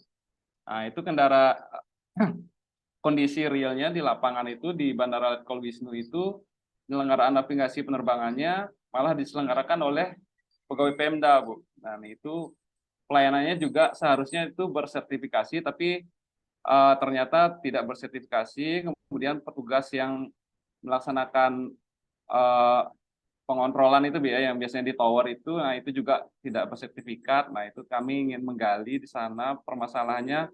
Padahal peraturannya sudah cukup lama, itu dari tahun 2009 sama 2012. Kenapa sampai sekarang itu belum bisa terlaksana?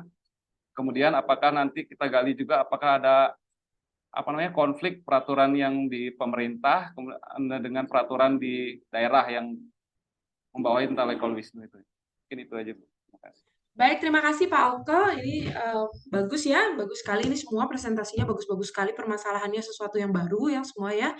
Ya, ini kan membahayakan penerbangan Pak ya, apalagi orang yang ditempatkan itu tidak bersertifikasi. Ya, walaupun memang mungkin belum beroperasi secara maksimal atau memang belum beroperasi Pak?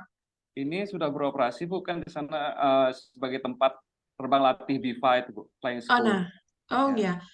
Nah, apalagi itu ya untuk latihan terbang ya, memang pilot-pilot yang memang mungkin belum sempurna sekali ya, gitu ya. Iya, Bu. Ini kan diperlukan memang yang orang yang ada di tempat-tempat yang Bapak tadi Berkompeten, Bu, sampaikan. ya. Betul, orang-orang yang memang memiliki sertifikasi sehingga bisa membantu pilot-pilot pemula itu misalnya menerbangkan pesawat dengan baik, mendarat dengan baik, kan gitu ya. Memang kalau dibilang sertifikat itu tidak menentukan Bu kecakapan seseorang loh. Itu kan kalau di negara kita, negara berdasarkan atas hukum, kelegalan kan semua itu bersertifikat itu yang penting kan gitu ya. Kalau sudah namanya dapat sertifikat berarti kan sudah mumpuni untuk itu. Nah, ini tidak bersertifikat. Ini kan tidak hanya perlu ini Pak, tapi ini kan membahayakan, apalagi kan sudah ada aturan jelas-jelas bahwa orang yang ditempatkan di tempat yang tadi Bapak sebutkan itu harus memiliki sertifikat yang sesuai kan gitu. Ya. Iya, Bu. Nah, ini juga sebenarnya bukan hanya orangnya, Bu, SDM-nya juga organisasi serta peralatannya juga harus tersertifikasi, Bu. Ya, betul. Ya, kita helm aja harus SNI, Pak. Apalagi itu alat penerbangan kan gitu nggak? Iya, Apalagi itu sarana prasarana penerbangan. Betul sekali. Ini ya walaupun ya namanya luka dalam gitu ya Pak ya harus kita utarakan ini ada luka di dalam untuk bisa kita sembuhkan bersama-sama. Kita melakukan riset terhadap apa yang berada di instansi kita untuk lebih membangun instansi lebih baik ke depannya kan gitu. Ya. Iya, Bu. Terima kasih, Bu. Ya, terima kasih Pak Oke. Mungkin selanjutnya silakan yang belum Pak Made Pak Yusa, silakan Pak Made. Terima kasih Bu Dokter. Iya, silakan Pak Made. Izin untuk bisa menyampaikan perencanaan yang terfikir sampai saat ini adalah kemungkinan judulnya adalah bentuk badan hukum lembaga perkreditan desa di Bali ditinjau dari perspektif pluralisme hukumnya. Karena permasalahannya yang terjadi adalah adanya konflik norma antara Undang-Undang 10 tentang perbankan, di mana LPD itu disebutkan bentuk badan hukumnya itu adalah Bank Perkreditan Rakyat. Nah, kemudian di Undang-Undang 1 2013 tentang lembaga keuangan mikro disebutkan LPD itu dikecualikan jika itu di bawah hukum adat. Gitu. Jadi pembahasannya itu adalah bahwa itu dikecualikan jika dinyatakan berdasarkan hukum adat pemberlakuan LPD, pelaksanaan penyelenggaraan LPD itu. Nah, kenapa kemudian pluralisme hukum yang kemudian menjadi rujukan saya? Karena seharusnya ini selaras. Kalau bahasanya dikecualikan dari hukum dan berdasarkan hukum adat gitu, kan artinya tidak ada perlindungan dari hukum nasional. Gitu. Nah, sedangkan di Undang-Undang LKM itu lembaga keuangan mikro itu disebutkan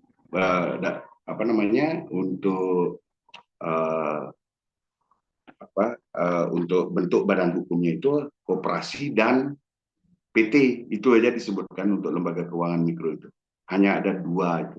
Nah, di dalam pikiran saya itu adalah kenapa tidak diselaraskan ini bahwa diakui oleh hukum nasional jika LPD itu kemudian diberikan satu rumusan badan hukum lah yang kemudian bisa ditindaklanjuti di tingkatan hukum adat gitu.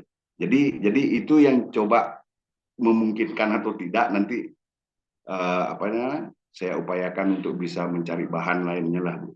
Tapi kalau sepanjang yang saya lihat dari jurnal itu hanya menganalisa tentang kedudukan badan hukum LPD dikaitkan dengan lembaga keuangan mikro. Jadi Undang-Undang Nomor 1 2013 itu aja dijadikan rujukan. Terus gimana posisinya kemudian dengan hukum nasional, karena itu dikecualikan itu sifatnya dan hanya diberikan kepada hukum adat saja. Bukankah harusnya kalau pluralisme hukum itu pengakuan terhadap hukum adat harusnya dilindungi juga dong dengan hukum nasional. Jadi ke sana arahnya mungkin Bu. Ya kira-kira kalau itu bisa diangkat. Terima kasih Bu. Baik, terima kasih Pak Made Faisal. Bagus sekali apa yang disampaikan tadi. Nggih, memang kalau masalah LPD ini banyak yang mengangkat Pak, karena banyak permasalahan. Saya tidak tahu ya, banyak sekali orang mengangkat mengenai masalah LPD ini. Bagus Bapak mengambilnya dari sisi pluralisme yang tadi Bapak sampaikan. Ini nanti mungkin lebih mengkhusus ke satu LPD atau ke aturannya saja gitu ya Pak Made ya. Jadi Bapak tidak kekurangan data dan informasi nanti pada saat melakukan penelitian. Ini sangat bagus sekali. Terima kasih Pak Made. Terima kasih Bu. Oke, silakan Ibu Syarifah untuk selanjutnya.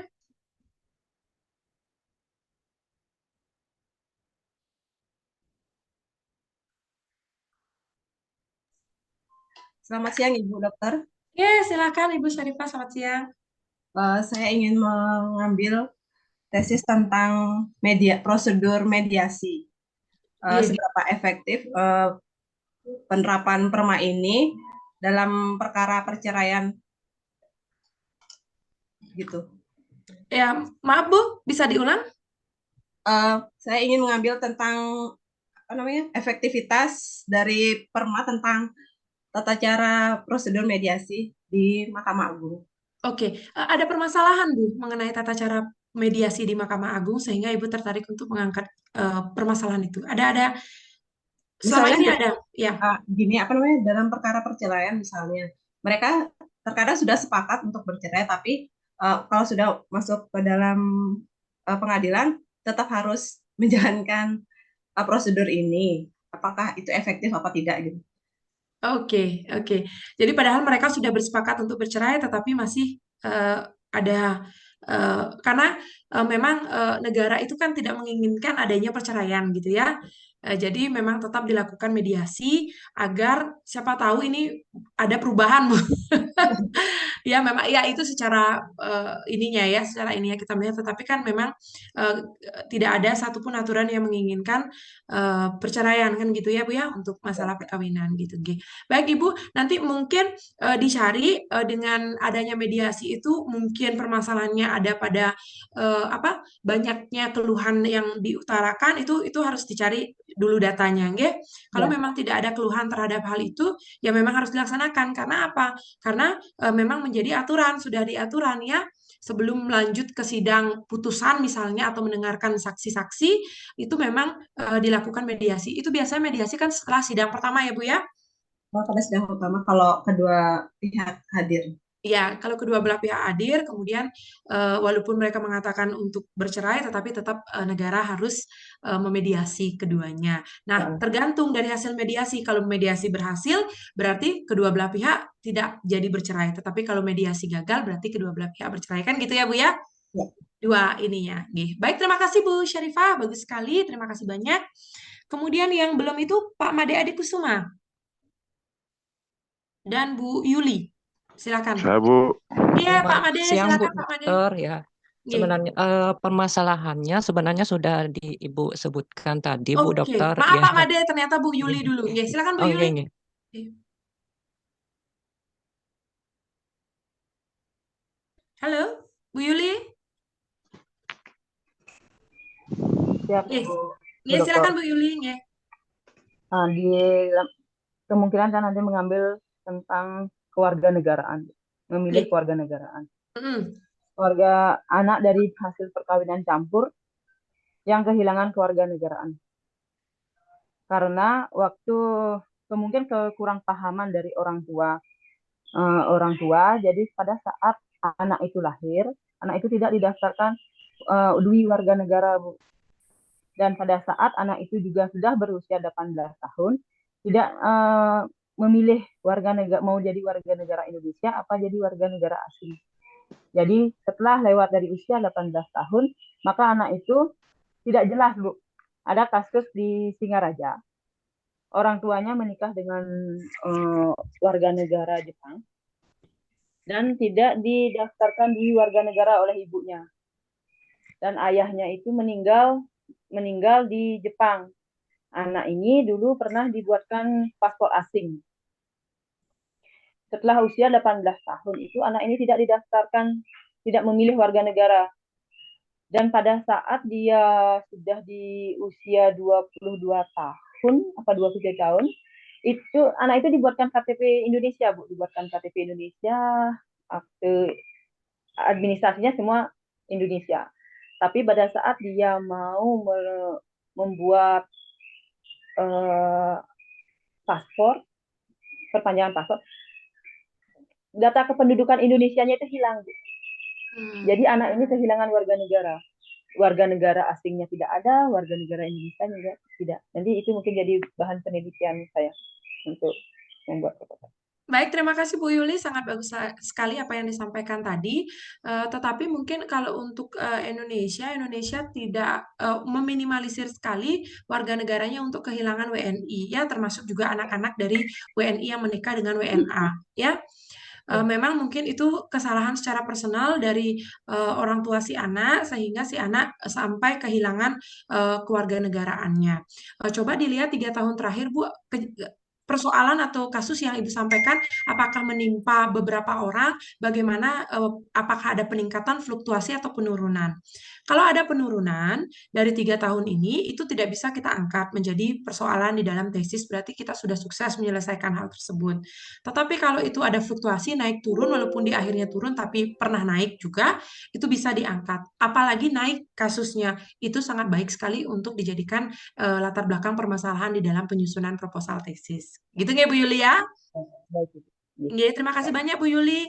Kemudian silakan Pak Made Adikusuma, kemudian lanjut Pak Mura Anom. Silakan Pak Made. Ya, selamat siang Bu. Iya, siang. Untuk permasalahannya sebenarnya sudah Ibu sebutkan tadi yang mengenai COD itu Bu ya. Oh, nggih, Saya nggih. ya nggih, mengenai apa permasalahannya di antara penjual pembeli, dan itu saya ingin angkat mengenai apa namanya, bagaimana pelindungan hukumnya terhadap penjual maupun pembeli dalam sistem pembayaran COD tersebut. Ya, nggih, Pak Made, memang untuk COD ini memang sesuatu yang baru, tetapi sudah lumayan orang yang mengangkat, mungkin nanti dari faktor yang lainnya, ya. Kita juga melihat mungkin perlindungan hukum tidak hanya penjual dan konsumen ya Pak, tetapi juga pihak ketiga, yaitu perusahaan dari si kurir. Kadang-kadang sepertinya COD ini kan menggunakan pihak ketiga, nggih Pak Made ya, dari yang mempekerjakan si kurir ini gitu ya, dari banyak perusahaan gitu nggih. Jadi itu juga perlindungan hukum terhadap pihak ketiga itu nggih.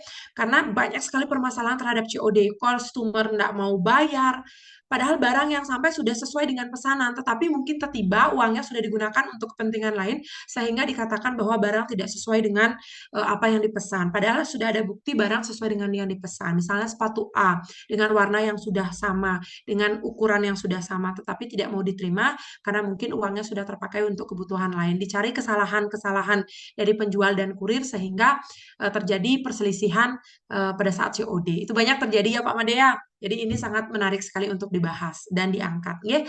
Tapi dilihat juga kalau mau mengangkat itu data dan informasi 3 tahun terakhir ini mengenai peristiwa kasus-kasus COD yang sejenis, itu apakah mengalami kenaikan, penurunan, atau fluktuasi. Nanti itu dilihat ya Pak Madea. Terima kasih banyak Pak Made. Kemudian lanjutnya Pak Ngurah Anom. Silakan Pak Ngurah. Baik, terima kasih Bu Dokter. Mohon izin Bu Dokter bisa terpantau suara. Nggih, sangat jelas, terpantau sangat jelas Pak. Silakan. Baik, terima kasih Bu Dokter. Mohon maaf sebelumnya kemarin kami tidak bisa mengikuti perkuliahan karena tugas sampai malam. Mohon izin sebelumnya. Baik, adapun yang ingin saya presentasikan di sini adalah mengenai tema efektivitas pengenaan pidana denda maupun uang pengganti bagi pelaku tindak pidana korupsi yang ditangani di Kejaksaan Negeri Tabanan, Ibu, dalam periode 10 tahun terakhir ini, di mana berdasarkan pengamatan secara empiris yang saya lakukan di kantor ini, bahwa dari tahun ke tahun tidak ada satupun pelaku tindak pidana korupsi ini yang berusaha membayar uang pengganti dari kerugian negara yang dialami yang akibat dari perbuatan dari terdakwa tersebut maupun denda yang dijatuhkan oleh Majelis Hakim Tipikor. Sehingga selama ini efektivitas pengenaan denda pengganti uang pengganti maupun denda itu hanya sebatas sebagai bagian dari penjatuhan hukuman. Nah, mungkin itu yang bisa nanti ke depannya mungkin saya akan lakukan penelitian nanti yang bisa saya tuangkan dalam karya tulis nanti. Demikian Bu Dokter. Terima kasih Pak Ngurah Hanong, ini baik sekali, bagus sekali ini apa yang dikatakan tadi. Ini kan pasti mereka punya reason ya, punya alasan kenapa tidak mau membayarkan. Itu kenapa Pak? Berdasarkan apa yang Bapak alami di lapangan? Karena dari pengalaman yang saya alami selama melaksanakan tugas, bahwa pada saat proses kita melakukan penyidikan, mereka ini sudah dalam kondisi memang sudah tidak ada harta, atau memang kondisinya memang tidak ada. Rata-rata mereka ini entah dia bisa menyembunyikan harta maupun hasil dari perbuatan korupsinya, atau memang dia memang sama sekali tidak memiliki harta untuk kedepannya yang bisa kita jadikan sitaan untuk sebagai uang pengganti dari kerugian negara yang diakibatkan oleh perbuatannya. Di situ kelemahan-kelemahan yang kekurangan-kekurangan yang menjadi hambatan kita dalam pelaksanaan tugas terkadang, Ibu.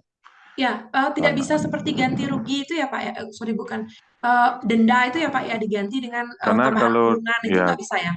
Kalau mereka menjalani kurungan itu pasti Bu, karena kalau dia tidak bisa membayar uang pengganti diganti dengan pidana kurungan sekian tahun, jadinya pengenaan subsidiar berapa gitu ya?